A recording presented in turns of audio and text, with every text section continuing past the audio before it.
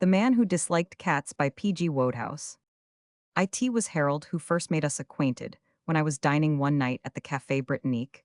In Soho, it is a peculiarity of the Café Britannique that you will always find flies there.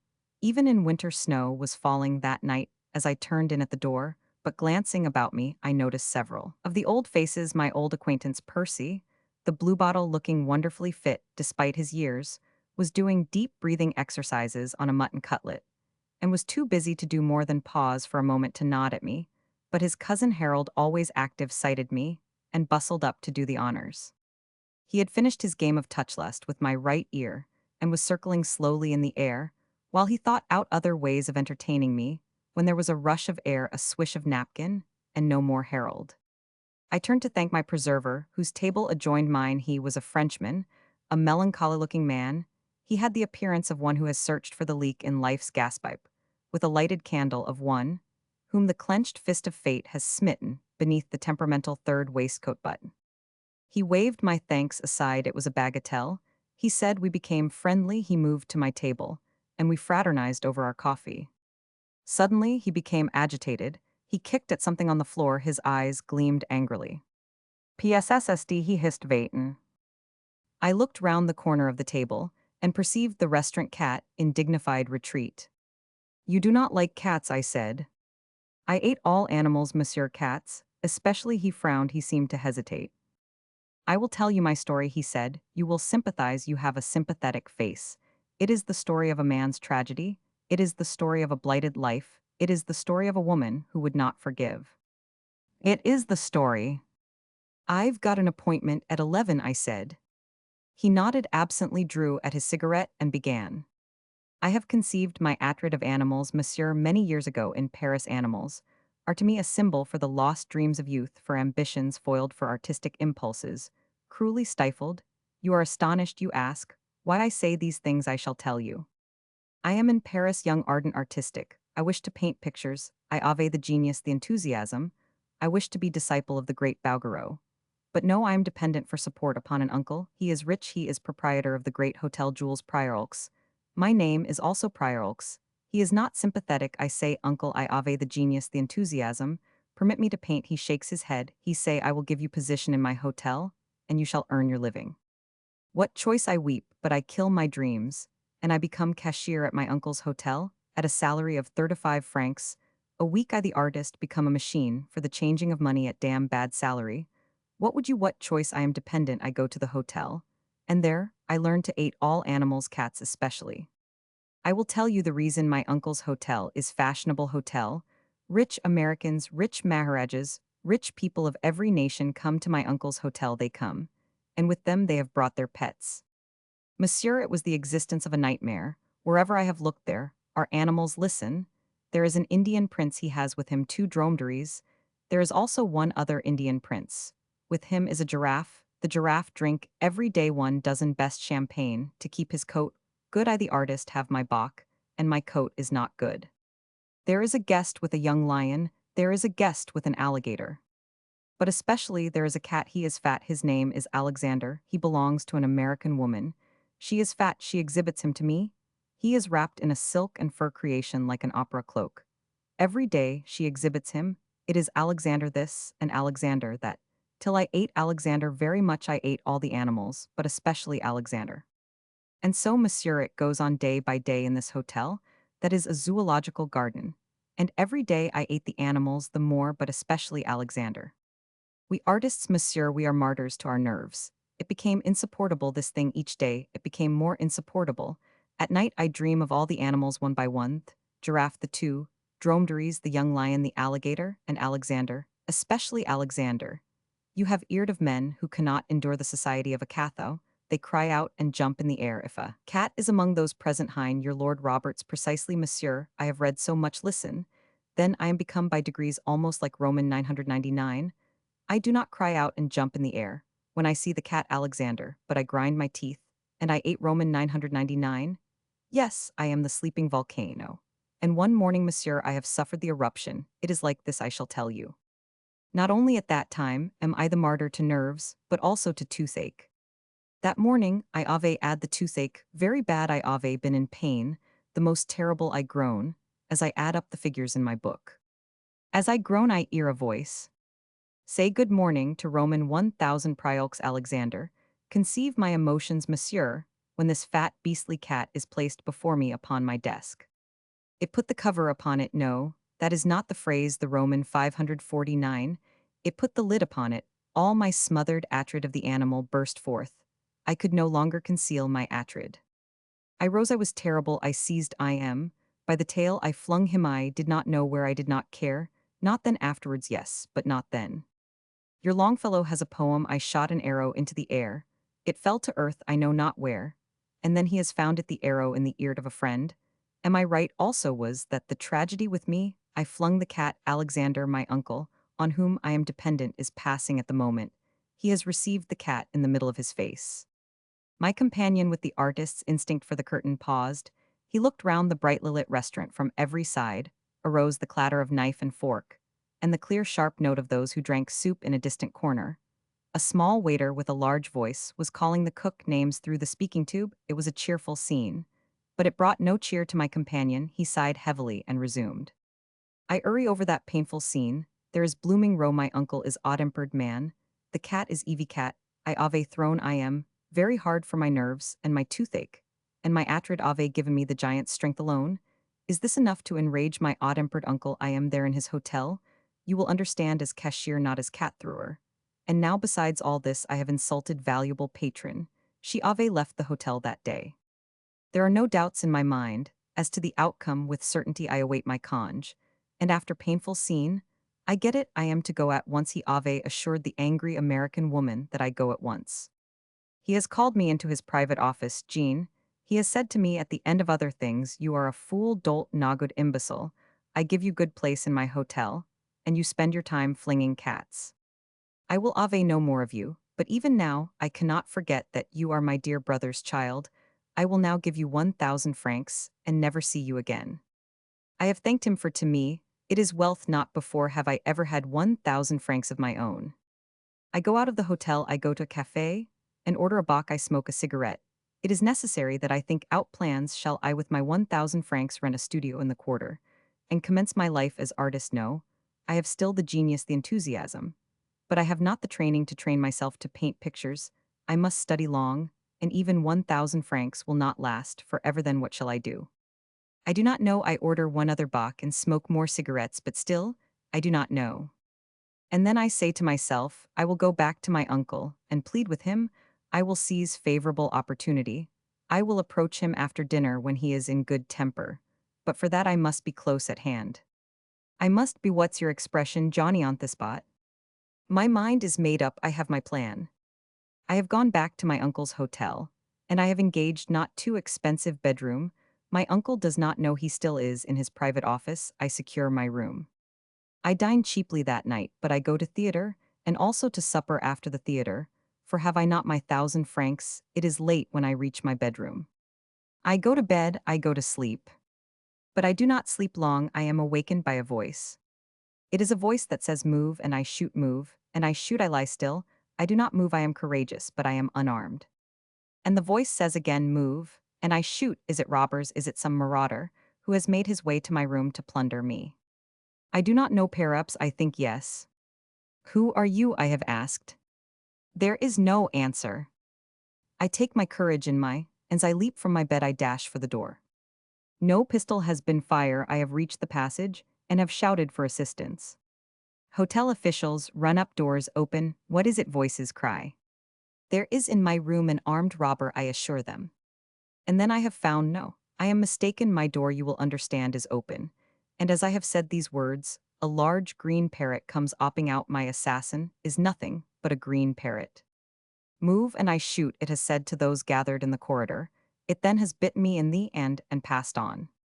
I am chagrined, monsieur, but only for a moment. Then I forget my chagrin, for a voice from a door that is open says with joy, it is my Polly which I ave this evening lost. I turn, I gasp for admiration. It is a beautiful lady in a pink dressing gown, which ave spoken these words. She has looked at me, I ave looked at her. I forget everything. But that she is adorable, I forget those who stand by. I forget that the parrot has bit me in the, and I forget even that I am standing there in pajamas with on my feet, nothing I can only gaze at her and worship. I have found words. Mademoiselle, I have said I am rejoiced that I have been the means of restoring to you your bird. She has thanked me with her eyes, and then with words also I am bewitched, she is divine I care, not that my feet are cold, I could wish to stand there talking all night. She has given a cry of dismay. Your and it is wounded. I look at my, and yes, it is bleeding, where the bird Ave bitten it. Teachut, mademoiselle, I have said it is a bagatelle.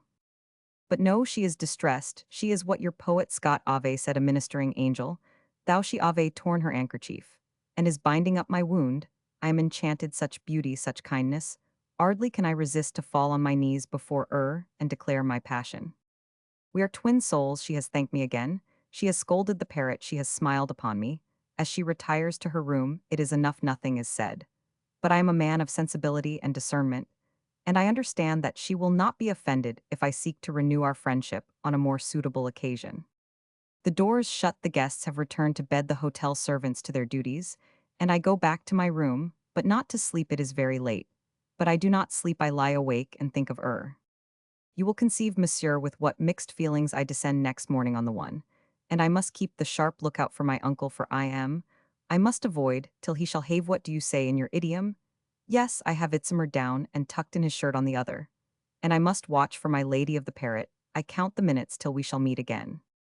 I avoid my uncle with success, and I see about the hour of dejeuner, she is talking to old gentlemen I have bowed, she have smiled, and motioned me to approach. Father, she has said, this is the gentleman who caught Polly. We have shaken hands, he is indulgent papa, he has smiled. And thanked me, also we have confided to each other our names. He is English, he owns much land in England, he has been staying in Paris, he is rich. His name is Anderson, he addresses his daughter and call her Marian. In my ear I also call her Marian, you will perceive that I am, as you say, pretty far gone. The hour of dejeuner has arrived, I entreat them to be my guests. I can run to it, you understand, for there are still in my pockets plenty of my uncle's francs. They consent, I am in even. All is well, our friendship has progressed with marvelous speed, the old gentleman. And I are swiftly the dear old pals I Ave confided to I am my dreams of artistic fame, and he has told me how much he dislikes your Lloyd George. He has mentioned that he and Miss Marian depart for London. That day I am desolate, my face tumbles. He has observed my despair. He has invited me to visit them in London. Imagine my chagrin to visit them in London is the one thing I desire to do, but how I accept gratefully. But I ask myself how it is to be done. I am poor blighter with no profession, and 900 francs.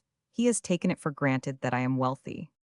What shall I do? I spend the afternoon trying to form a plan, and then I am resolved I will go to my uncle and say, Uncle, I have the magnificent chance to marry the daughter of wealthy English landowner. Already I ave her gratitude soon, for I am young handsome debonair. Shall ave her love give me one more chance, uncle, be decent old buck, and put up the money for this affair. These words I have resolved to say to my uncle. I go back to the hotel, I enter his private office, I reveal no secret when I say that he is not cordial. 10,000 devils, he has cried, what do you hear? I ostend to tell him all and plead with him to be decent old buck, he does not believe. Who is he asks, this English landowner, how did I meet him, and where? I tell him, he is amazed. You add the infernal impudence to take room in my hotel, he has cried. I am crafty, I am diplomat. Where else, dear uncle, I say, in all Paris, there is no such homme from homme, the cuisine marvelous, the bed soft, rose leaves, the attendance superb. If only for one night, I have said to myself, I must stay in this of all hotels. I have you had, do you say, touch the spot? In what you say, he has said more calmly, there is certainly something, it is a good hotel, this of mine. The only hotel, I have assured him, the Murist Chut. I snap my fingers, the Ritz Spa once again. I snap my fingers, in all Paris, there is no hotel like this. He has simmered down, his shirt is tucked in. Tell me again this plan of yours, Jean. When I leave we have come to an understanding, it is agreed between us that I am to Ave one last chance, he will not spoil this promising ship for the aporth of tar, he will give me money for my purpose. But he has said as we part, if I fail and shall be washed of me, he cannot now forget that I am his dear brother's child. But if I fail to accomplish the conquest of the divine Miss Marian, he thinks he will be able to. It is well a week later, I follow the Andersons to London. For the next few days, monsieur, I am in paradise, my host has much nice ooze in Eaton Square. He is rich, popular, there is much society. And I have the success, foo, I am young, handsome, debonair. I cannot speak the English very well, not so well as I now speak him, but I manage. I get along, I am intelligent, amiable. Everyone loves me. No, not everyone, Captain Bassett, he does not love me, and why? Because he loves the charming Miss Marian, and observes that already I am succeeding with her like a ooze on fire. He is ami de famia, he is captain in your guard eco size. And my os told me he has distinguished himself as soldier pretty much, it may be so as soldier perhaps. But at conversation, he is not so good, he is quite nice fellow, you understand, in some, yes, distinguished, yes. But he does not sparkle, he has not my verve, my elan, I how, do you say I make the rings round him? But chut, at that moment, I would have made the rings round the old British Army, yes. And also the corps diplomatique, for I am inspired, love as inspired me, I am conqueror. But I will not weary you, monsieur, with the details of my wooing, you are sympathetic. But I must not weary you, let us say that I have, in 4 days or 5, made progress the most remarkable and proceed to the tragic end. Almost could I tell it in 4 words, in them one would say that it is set forth. There was in London at that time popular, a song, a comic vulgar song of the alls, the cat came back, you have eared it, yes. I eared it myself, and without emotion it had no sinister warning for me, it did not strike me as omen, yet in those 4 words, monsieur, is my tragedy. How I shall tell you, every word is a sword twisted in my eart, but I shall tell you. One afternoon we are at tea, all is well, I am vivacious, gay, Miss Marian charming, gracious. There is present also an aunt, Mr. Anderson's sister. But I do not much notice it is to Marian I speak both with my lips, and also with my eyes. As we sit, Captain Bassett is announced. He has entered, we have greeted each other politely. But coldly, for we are rivals, there is in his manner also a something which I do not much like, a species of suppressed triumph of elation. I am uneasy, but only yet vaguely, you will understand, I have not the foreboding that he is about to speak my death sentence. He addresses Miss Marian, there is joy in his voice. Miss Anderson, he has said I have for you the bally good news. You will remember, isn't it, the cat belonging to the American woman in the hotel at Paris, of which you have spoken to me last night at dinner? I have been seated beside her. At first I am not certain, is it? She then I say that there cannot be 2 Mrs. Balderstone Rockmetlers in Europe, so I mentioned to her the cat. And to cut the long story short, I have ventured to purchase for you, as a little present, the cat Alexander. I have uttered a cry of horror, but it is not eared because of Miss Marian's cry of joy. Oh, Captain Bassett, she has said, how very splendid of you. Ever since I first saw him, have I loved Alexander. I cannot tell you how grateful I am. But it amazes me that you should have been able to induce her to part with Roman 999 in Paris. She has refused all my offers. He has paused, embarrassed. The fact is, he has said there is between her and Alexander a certain coolness, he has deceived her, and she loves him no more. Immediately upon arrival in London, he had the misfortune to have 6 fine kittens, however out of evil cometh good, and I have thus been able to secure I am for you, is downstairs in a basket. Miss Marian has rung the bell, and commanded for him to be brought instantly. I will not describe the meeting, monsieur, you are sympathetic, you will understand my feelings, let us hurry on.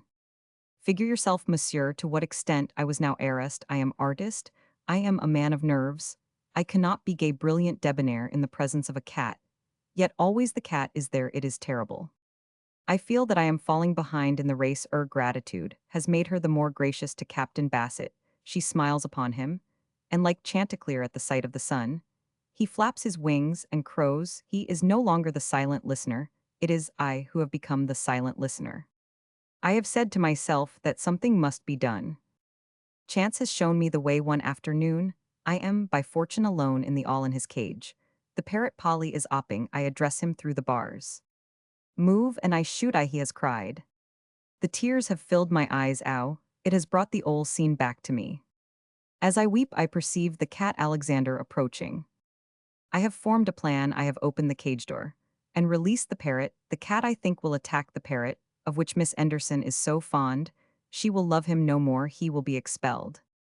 He paused. I suppose my face must have lost some of its alleged sympathy as he set forth this fiendish plot. Even Percy, the bluebottle, seemed shocked he had settled on the sugar bowl, but at these words he rose in a marked manner and left the table. "You do not approve," he said. I shrugged my shoulders. "It's no business of mine," I said, "but don't you think yourself it was playing it a bit low down? Didn't the thought present itself to you, in a shadowy way, that it was rather rough on the bird?" "It did, monsieur, but what would you? It is necessary to break eggs, in order to make an omelette. All is fair, you say, in love and war. And this was both. Moreover, you must understand, I do not dictate his movements to the parrot. He is free agent, I do but open the cage door.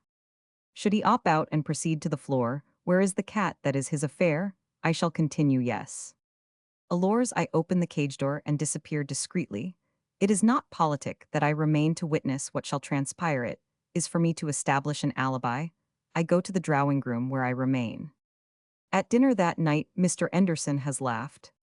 In the all this afternoon, he has said I have seen by chance the dickens of a funny occurrence. That parrot of yours, Marion, had escaped once again from its cage, and was avaying an argument with that cat, which Captain Bassett has given to you. Oh, I hope that Alexander has not hurt poor Polly, of whom I am very fond, she has said. The affair did not come to blows, has said Mr. Anderson. You may trust that bird to take care of himself, my dear. When I came upon the scene, the cat was crouching in a corner with his fur bristling, and his back up, while Polly, standing before I am, was telling I am not to move, or he would shoot. Nor did he move, till I had seized the parrot, and replaced him in the cage, when he shot upstairs like a streak of lightning, by sheer force of character. That excellent bird had won the bloodless victory. I drink to I am. You can conceive my emotion as I listen to this tale. I am like the poet's mice and men, whose best kid schemes have gone away. I am baffled, I am discouraged. I do not know what I shall do. I must find another plan, but I do not know what. How shall I remove the cat? Shall I kill? I am no, for I might be suspect. Shall I hire someone to steal? I am no, for my accomplice might betray me.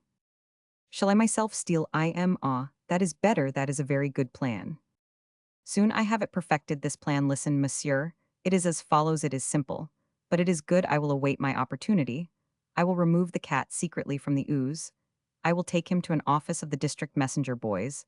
I will order a messenger to carry him at once to the cat's house, and to request Roman 1000 le directeur immediately to destroy him. It is a simple plan, but it is good.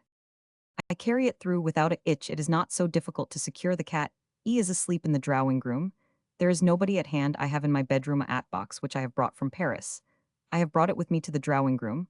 I have placed in it the cat. I have escaped from the ooze. The cat has uttered a cry, but none has eared. I have reached the office of the district messenger boys. I have handed over the cat in its box. The manager is courteous, sympathetic. A messenger has started in a cab for the cat's house. I have breathed a sigh of relief. I am saved. That is what I say to myself as I return. My troubles are over, and once more I can be gay, debonair, vivacious with Miss Marion, for no longer will there be present the cat Alexander to harass me. When I have returned, there is commotion in the ooze. I pass on the stairs, domestics calling puss puss. The butler is chirruping loudly and poking beneath the furniture with an umbrella. All is confusion and agitation. In the drawing room is Miss Marion. She is distressed. Nowhere, she has said, can there be found the cat Alexander, of whom I am so fond. Nowhere in the ooze is he. Where can he be? He is lost. I am gentle, sympathetic. I endeavor to console her. I int to her that am I not sufficient substitute for a beastly cat. She is, however, inconsolable. I must be patient. I must wait my time. Captain Bassett is announced. He is informed of what has happened. He is distressed. He has the air as if he too would endeavor to be gentle, sympathetic. But I am Johnny on the spot. I stay till he is gone. Next day again, it is puss puss again. The butler has explored under the furniture with the umbrella again. Miss Marion is distressed again. Ave, I endeavored to console. This time I think I am not so unsuccessful. I am, you understand, young, handsome, sympathetic. In another 2 ticks, I am about to seize and declare my passion. But before I can do so, Captain Bassett is announced. I gaze at him as at unsuccessful rival. I am confident I am conqueror. Ah, I little know it is, in the moments of our highest hope, monsieur, that we are destroyed. Captain Bassett, he too, as the heir of the conqueror. He has begun to speak. Miss Anderson, he has said, I have once more the bally good news, I rather fancy, that I ave tracked down the missing Alexander, do you not know? Miss Marian as cried out with joy, but I am calm, for is not Alexander already yesterday destroyed? It is like this, he has resumed, I have thought to myself, where is lost cat most likely to be? And I have answered, in the cat's house. I go this morning to the cat's house, and there I see a cat which is either lost Alexander, or his living image exactly. Is he the same to all appearances as the lost Alexander? But there is when I try to purchase I am some curious itch, which they do not explain, they must of a time they say to consider they cannot at once decide. Why what nonsense, Miss Marian Ave cried, if the cat is my cat surely then, must they return I am to me come? She has said, let us all three at once in a taxicab. Go to the cat's house, if the all three of us identify the lost Alexander, then, must they return Roman 999. Monsieur, I am uneasy, I have foreboding, but I go what choice we go in a taxicab to the cat's house. The directeur is courteous and sympathetic, he has introduced us to the cat, and my ear as turned to water for it is Alexander, why has he not been destroyed? The directeur is speaking, I ear him in a dream. If you identify I am as your cat, miss, he has said the matter is ended. My hesitation, when you sir approached me this morning on the matter, was due to the fact that a messenger was sent with instructions that he be destroyed at once. Rather rough, wasn't it, that, on the messenger? Yes, Captain Bassett has said he is facetious, you understand, for he is conqueror. I am silent, I am not facetious, for already, I feel how do you say me fowl is cooked. Not the messenger, sir, the directeur has said, you ave misunderstood me. It was the cat which was to be destroyed, as per instructions of the anonymous sender. Who could have played such a wicked trick? Miss Marian has asked, indignant. The directeur has stooped, and from behind a table he has brought a hat-box. In this, he has said, the above animal was conveyed, but with it was no accompanying letter, the sender was anonymous. Perhaps Captain Bassett has said, and still more in a dream I ear him, perhaps on the hat-box, there is some bally name or other, do you not know what? I clutch at the table, the room is spinning round and round, I have no stomachicanly emptiness. Why bless me, the directeur has said, you're quite right, sir, so, there is funny of me not to have before observed it. There is a name, and also an address, it is the name of Jean Priolx, and the address is the Hotel Jules Priolx, Paris. My companion stopped abruptly, he passed a handkerchief over his forehead. With a quick movement he reached for his glass of liqueur brandy, and drained it at a gulp. Monsieur, he said, you will not wish me to describe the scene, there is no need for me hind to be Zalisk, you can imagine. She chucked you in moments of emotion, it is the simplest language that comes to the lips. He nodded. And married Captain Bassett? He nodded again. And your uncle, I said, how did he take it? He sighed. There was once more, he said, blooming row, monsieur. He washed his hands of you. Not altogether, he was angry, but he gave me one more chance. I am, still is dear brother's child, and he cannot forget it. An acquaintance of his, a man of letters, a Roman 1,000 Paul Sartines, was in need of a secretary. The post was not well paid, but it was permanent. My uncle insist that I take it. What choice I took it is the post which I still hold. He ordered another liqueur brandy and gulped it down. The name is familiar to you, monsieur, you ave eared of Roman 1,000 Sartines. I don't think I have. Who is he? He is a man of letters, a savant. For 5 years, he has been occupied upon a great work.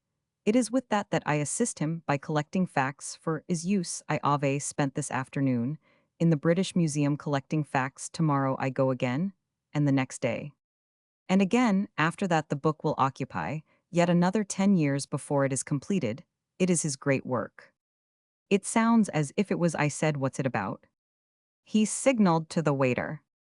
Garkin one other liqueur brandy. The book, monsieur, is a history of the cat in ancient Egypt.